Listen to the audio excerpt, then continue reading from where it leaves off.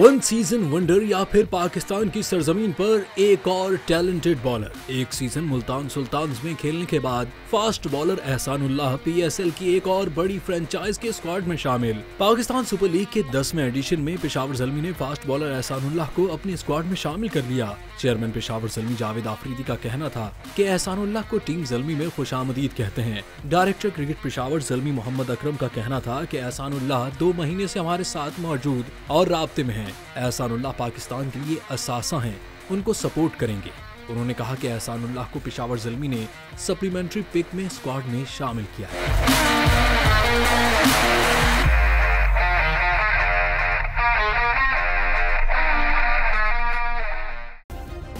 Subscribe करें और bell दबाएं ताकि कोई खबर रह न जाए।